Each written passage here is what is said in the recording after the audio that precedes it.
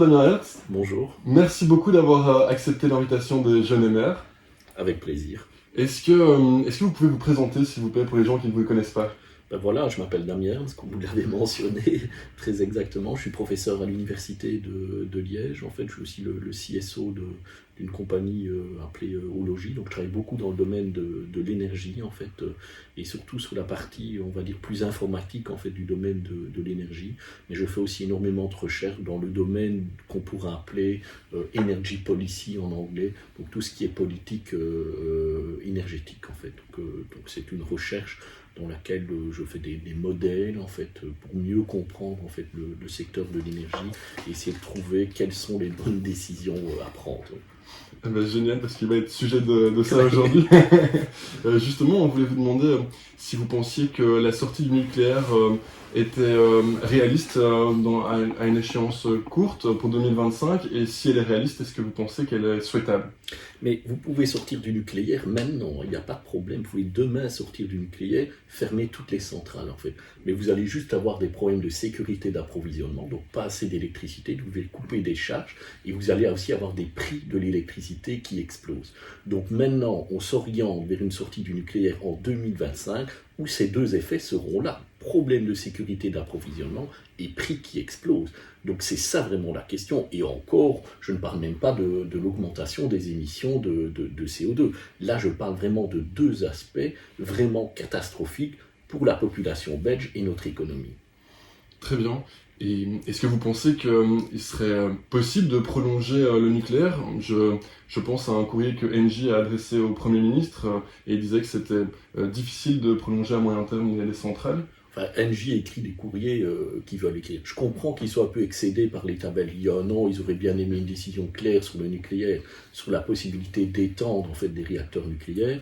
La Belgique leur fait un peu peur parce que la Belgique ne s'est pas décidée en fait, au niveau législatif, donc ils ont peur.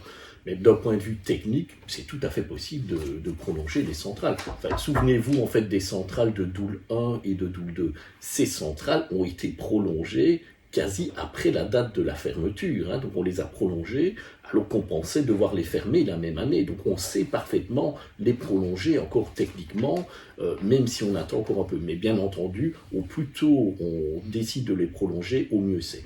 Mais si l'État belge veut les prolonger, il va devoir être un peu créatif au niveau législatif et venir rapidement avec un cadre législatif, en fait, qui permet cette prolongation. Mais l'État, de manière législative, il est toujours le maître des horloges. En fait, ça, il ne faut pas l'oublier. Et ici, on est face à une décision critique en fait pour le pays. On parle de la sécurité d'approvisionnement du pays. On pourrait presque voir ça comme des décisions législatives à prendre, qu'on a dû prendre hâtivement et très dur dans le domaine de la gestion du crise du Covid.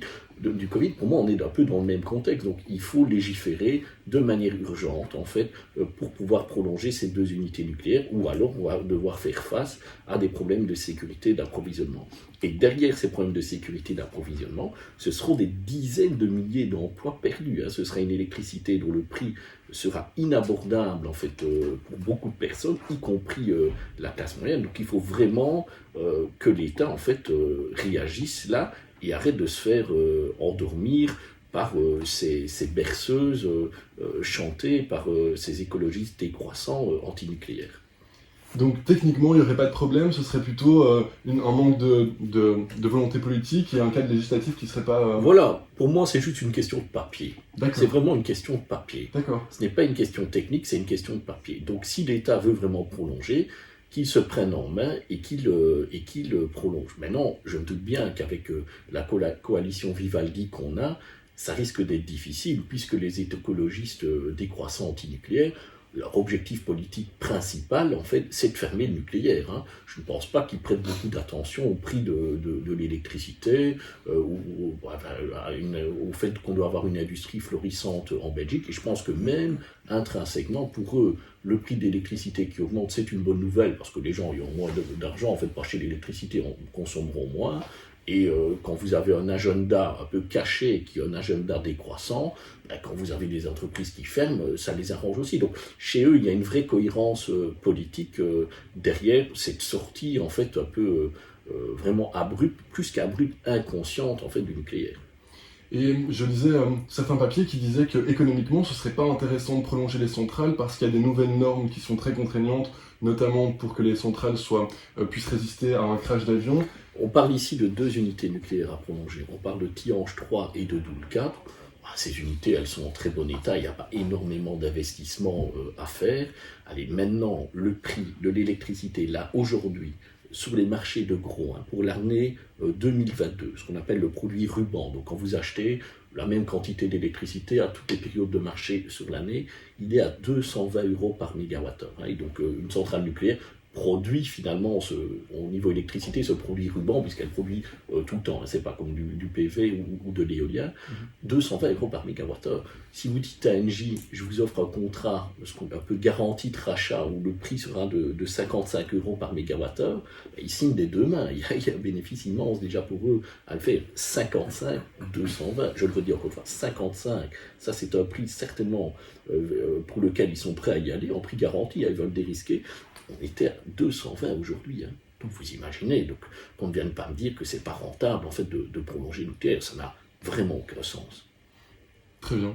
Et alors, est-ce que vous pensez qu'il serait intéressant pour la Belgique de lancer un plan d'investissement comme Emmanuel Macron l'a annoncé début novembre sur le nucléaire et éventuellement sur de nouvelles générations de nucléaire?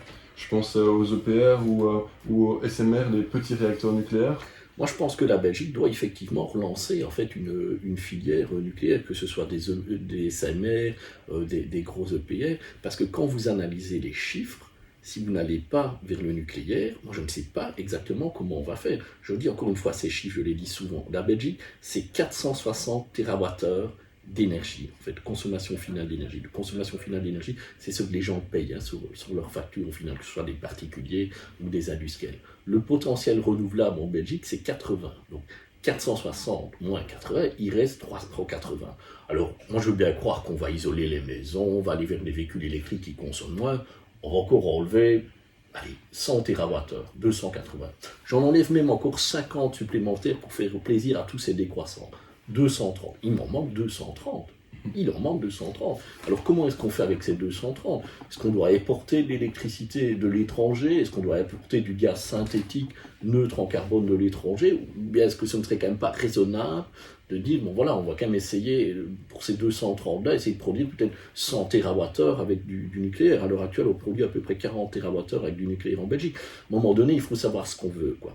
Mais qu'on arrête, parce que ça, c'est une fable, une fable, je le redis encore une fois, c'est une fable qui circule depuis trop longtemps en Belgique et qui a vraiment, je vais dire, pourri la politique énergétique belge. C'est qu'on a fait croire aux gens, même les politiciens, on leur a fait croire que juste avec quelques éoliennes en Belgique et du PV, on allait être autonome énergétiquement. C'est une fable, en fait. Très bien.